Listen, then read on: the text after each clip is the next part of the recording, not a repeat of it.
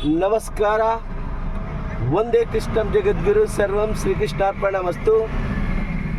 ಬನ್ನಿ, ಮಹಾಕುಂಭಮೇಳ 2025 ಪ್ರಯಾಗ್ರಾಜ್ ಈ ಒಂದು ಪುಣ್ಯಕ್ಷೇತ್ರದ ಪ್ರವಾಸ ಯಾವ ರೀತಿ ಆಯಿತು, ನಾವು ಎಷ್ಟು ದಿನ ಮುಂಚೆ ಈ ಒಂದು ಪುಣ್ಯಕ್ಷೇತ್ರ ತೀರ್ಥಕ್ಷೇತ್ರದ ಪ್ರಯಾಣವನ್ನು ನಾವು ಪ್ರಾರಂಭ ಮಾಡಿದ್ದೀವಿ. ಪುಣ್ಯಕ್ಷೇತ್ರದ ತೀರ್ಥಕ್ಷೇತ್ರದ ಈ ಒಂದು ಮಹಾಕುಂಭಮೇಳ 2025ಕ್ಕೆ ನಾನು ಮತ್ತು ನನ್ನ ಸ್ನೇಹಿತ ಆಗಿರ್ತಕ್ಕಂಥ ರಾಮಾಂಜಲಿ ಗುಗುರಿಹಟ್ಟಿ BJP ಮತ್ತು ಅನೇಕ ಪ್ರಮುಖ BJP ಕಾರ್ಯಕರ್ತರ ಜೊತೆ ಈ ಒಂದು ತೀರ್ಥಕ್ಷೇತ್ರದ ಒಂದು ಪ್ರಯಾಣ ಪ್ರಾರಂಭವಾಯಿತು. ಬನ್ನಿ, ಇವತ್ತಿನ ದಿನ ಈ ಒಂದು ತೀರ್ಥಕ್ಷೇತ್ರ ಯಾವ ರೀತಿ ಪ್ರಾರಂಭ ಆಯಿತು ಅನ್ನೋದ್ರ ಬಗ್ಗೆ ಒಂದು ಸಣ್ಣದಾಗಿರ್ತಕ್ಕಂಥ ಒಂದು ಮಾಹಿತಿಗಾಗಿ ವಿಡಿಯೋವನ್ನು ಮಾಡ್ತಾ ಇದ್ದೀನಿ. ನಿಜಕ್ಕೂ ಇಷ್ಟ ಆದರೆ ಲೈಕ್ ಮಾಡಿ, ಸಬ್ಸ್ಕ್ರೈಬ್ ಮಾಡಿ, ಶೇರ್ ಮಾಡಿ. ಬನ್ನಿ, ಬಳ್ಳಾರಿಯಿಂದ 18ನೇ ತಾರೀಕು ಮಂಗಳವಾರ ನಾವು ಈ ಒಂದು ಯಾತ್ರೆಯನ್ನು ಪ್ರಾರಂಭ ಮಾಡಿದ್ದೀವಿ. ಬಳ್ಳಾರಿಯಿಂದ 12 ಗಂಟೆಗೆ ಕೋಟೆ ಮಲ್ಲೇಶ್ವರ ಟು ಪ್ರಯಾಗ್ರಾಜ್ ಅನ್ನೋ ಒಂದು ಟ್ಯಾಗ್ಲೈನ್ ಇಟ್ಕೊಂಡು ನಾವು ಪ್ರಾರಂಭ ಮಾಡಿದ್ದೀವಿ. ಮಂಗಳವಾರ 12 ಗಂಟೆಗೆ ಪ್ರಾರಂಭವನ್ನು ಮಾಡಿದ್ದೀವಿ. ಅಲ್ಲಿಂದ ಆಂಧ್ರದ ಮುಖಾಂತರ ಗುಂಟಕಲ್, ಗುತ್ತಿ, ಕರ್ನೂಲ್ ಮುಖಾಂತರ ಆಂಧ್ರ ಪ್ರದೇಶದಿಂದ ನಾವು ಬರ್ತೀವಿ. ಅಲ್ಲಿಂದ ನಾವು ತೆಲಂಗಾಣ ರಾಷ್ಟ್ರಕ್ಕೆ ಬರ್ತೀವಿ. ತೆಲಂಗಾಣ, ಹೈದರಾಬಾದ್, ನಿಜಾಮಾಬಾದ್ ಅಲ್ಲಿವರೆಗೂ ತೆಲಂಗಾಣ ರಾಷ್ಟ್ರದಲ್ಲಿ ಇರ್ತೀವಿ. ನಂತರ ಅಲ್ಲಿಂದ ನಾವು ಮಹಾರಾಷ್ಟ್ರಕ್ಕೆ 3ನೇ ರಾಜ್ಯವಾಗಿರ್ತಕ್ಕಂಥ ಮಹಾರಾಷ್ಟ್ರಕ್ಕೆ ನಾವು ಪಾದಾರ್ಪಣೆಯನ್ನು ಮಾಡ್ತೀವಿ. ಮಹಾರಾಷ್ಟ್ರದಲ್ಲಿ ನಾಗಪುರ್ ಪ್ರಮುಖವಾಗಿರ್ತಕ್ಕಂಥ ಒಂದು ಸ್ಥಳ, ನಾಗಪುರ್ಗೆ ಬರ್ತೀವಿ. ನಾಗಪುರದಿಂದ ನೇರವಾಗಿ 4ನೇ ರಾಜ್ಯವಾಗಿರ್ತಕ್ಕಂಥ ಮಧ್ಯಪ್ರದೇಶಕ್ಕೆ ಬರ್ತೀವಿ. ಮಧ್ಯಪ್ರದೇಶದಲ್ಲಿ ಜಬಲ್ಪುರ್ ಅನ್ನೋದೊಂದು ಪ್ರಮುಖವಾಗಿರ್ತಕ್ಕಂಥ ಒಂದು ಕ್ಷೇತ್ರ. ಅದರ ಮುಖಾಂತರ ರೇವಾ, ಮಧ್ಯಪ್ರದೇಶ, ಅಲ್ಲಿವರೆಗೂ ಜಬಲ್ಪುರ್ವರೆಗೂ ಮಧ್ಯಪ್ರದೇಶ ಇರುತ್ತೆ. ಅಲ್ಲಿಂದ 5ನೇ ರಾಜ್ಯ ಆಗಿರ್ತಕ್ಕಂತಹ ಉತ್ತರ ಪ್ರದೇಶಕ್ಕೆ ನಾವು ಪಾದಾರ್ಪಣೆಯನ್ನು ಮಾಡ್ತೀವಿ.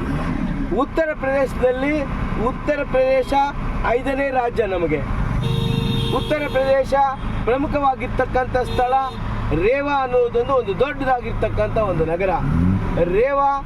ಅಲ್ಲಿಂದ ಸುಲ್ತಾನ್ಪುರ್, ಅಲ್ಲಿಂದ ನಾವು ಈ 3 ಪುಣ್ಯಕ್ಷೇತ್ರಗಳಿಗೆ ನಾವು ಯಾವ ಕಡೆ ಹೋಗಬೇಕು ಅನ್ನೋದು ನಾವು ನಿರ್ಧಾರವನ್ನು ಮಾಡಬೇಕಾಗುತ್ತೆ.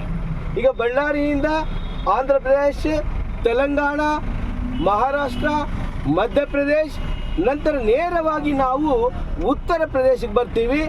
ಉತ್ತರ ಪ್ರದೇಶದಲ್ಲಿ ನಾವು ರೇವಾವನ್ನು ದಾಟಿ ಸುಲ್ತಾನ್ಪುರ್ ಹತ್ತತ್ರ ಅಥವಾ ರೇವಾ ಆ ಒಂದು ನಗರದಲ್ಲಿ ನಾವು ನಿರ್ಣಯವನ್ನು ಮಾಡಬೇಕಾಗುತ್ತೆ.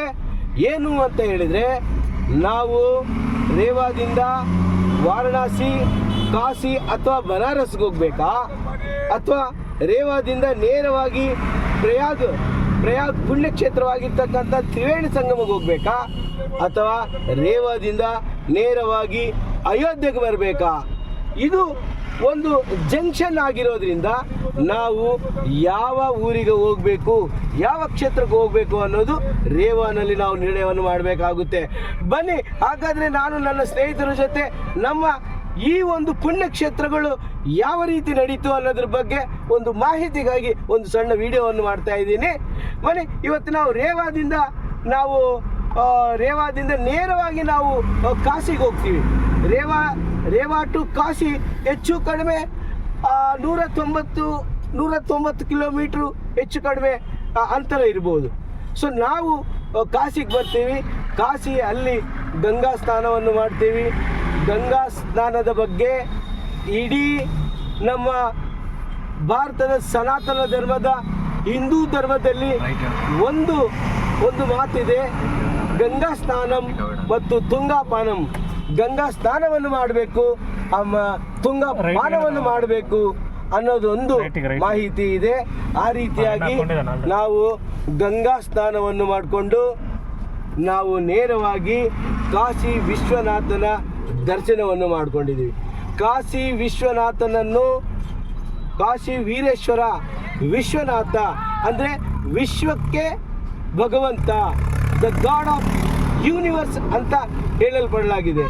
ಈ ಒಂದು ಕಾಶಿಗೆ ತನ್ನದೇ ಆಗಿರ್ತಕ್ಕಂಥ ಒಂದು ಸನಾತನ ಧರ್ಮದಲ್ಲಿ ತನ್ನದೇ ಆಗಿರ್ತಕ್ಕಂಥ ಒಂದು ಇತಿಹಾಸ ಇದೆ. ಈ ಕಾಶಿ ಅನ್ನುವ ಒಂದು ಕಾಶಿ ಪಟ್ಟಣದ ಉಲ್ಲೇಖವನ್ನು ಪುರಾಣಗಳಲ್ಲಿ, ವೇದಗಳಲ್ಲಿ, ವೇದ ಉಪನಿಷತ್ತು ಪುರಾಣಗಳು, ರಾಮಾಯಣ, ಮಹಾಭಾರತ, ಭಗವದ್ಗೀತೆಯಲ್ಲಿ ಉಲ್ಲೇಖ ಮಾಡಲಾಗಿದೆ. 4 ವೇದಗಳು, ಋಗ್ವೇದ, ಯಜುರ್ವೇದ, ಸಾಮವೇದ ಮತ್ತು ಅಥರ್ವ ವೇದಗಳು. ಈ 4 ವೇದಗಳಲ್ಲಿ ಅತ್ಯಂತ ಪುರಾತನವಾಗಿರ್ತಕ್ಕಂಥದ್ದು ವೇದ ಅಂದರೆ ಋಗ್ವೇದ. ಆ ಋಗ್ವೇದದಲ್ಲಿ ಈ ಕಾಶಿ ಪಟ್ಟಣದ ಬಗ್ಗೆ ಉಲ್ಲೇಖವನ್ನು ಮಾಡಲಾಗಿದೆ.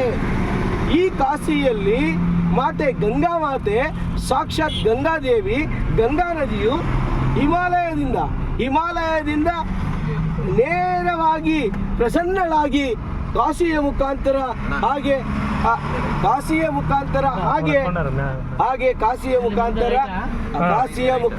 ಹಾಗೆ ಅಯೋಧ್ಯೆಯನ್ನು ಸೇರಿಕೊಂಡು ಅಲ್ಲಿ ತ್ರಿವೇಣಿ ಸಂಗಮವನ್ನು ನೋಡಿಕೊಂಡು ಅಲ್ಲಿಂದ ನೇರವಾಗಿ ಬಂಗಾಳ ಕೊಲ್ಲಿಗೆ ಸೇರ್ಕೊಳ್ತಾಳೆ. ಸೊ ನಾವು ಈ ಒಂದು ಕಾಶಿಯ ದರ್ಶನ ಮತ್ತು ವಿಶ್ವನಾಥನ ದರ್ಶನವನ್ನು ನಾವು ಮಾಡಿಕೊಂಡು ನೇರವಾಗಿ ಇಂದು ಬೆಳಿಗ್ಗೆ 5 ಗಂಟೆಗೆ ನಾವು ಅಯೋಧ್ಯೆಗೆ ಬಂದಿದ್ದೀವಿ.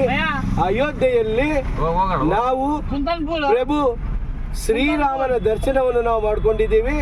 ಪ್ರಭು ಶ್ರೀರಾಮನ ದರ್ಶನ ಅತ್ಯಂತ ಯಶಸ್ವಿಯಾಗಿ ನಮಗೆ ಸಿಕ್ಕಿದೆ. ದರ್ಶನದ ನಂತರ ಈಗ ನಾವು ನೇರವಾಗಿ ನಾವು ಪ್ರಯಾಗ್ರಾಜ್ಗೆ ಹೋಗ್ತಾ ಇದ್ದೀವಿ. ತ್ರಿವೇಣಿ ಸಂಗಮಕ್ಕೆ ಹೋಗ್ತಾ ಇದ್ದೀವಿ. ಅಲ್ಲಿ ತ್ರಿವೇಣಿ ಸಂಗಮದಲ್ಲಿ ನಾವು ಪುಣ್ಯ ಸ್ನಾನಕ್ಕಾಗಿ ಹೋಗ್ತಾ ಇದ್ದೀವಿ. ಪ್ರತಿಯೊಬ್ಬ ಭಾರತೀಯನ, ಪ್ರತಿಯೊಬ್ಬ ಸನಾತನ, ಪ್ರತಿಯೊಬ್ಬ ಹಿಂದೂಗಳ ಒಂದು ಕನಸು ಏನು ಅಥವಾ ಒಂದು ಮಾನಸಿಕ ಸ್ಥಿತಿ ಏನು ಅಂತ ಹೇಳಿದರೆ ಪ್ರತಿಯೊಬ್ಬರು ಕೂಡ ಈ ತ್ರಿವೇಣಿ ಸಂಗಮದಲ್ಲಿ ಪುಣ್ಯ ಸ್ನಾನವನ್ನು ಮಾಡಬೇಕು ಅನ್ನೋದು ಇದೆ. ಹೀಗಾಗಿ ಈ ಒಂದು ನೋಡಿ ನಮಗೆ ಇಂತಿಷ್ಟು ಟ್ರಾಫಿಕ್ ಕೂಡ ನಮಗೆ ಕಾಣಿಸ್ಕೊಳ್ತಾ ಇದೆ.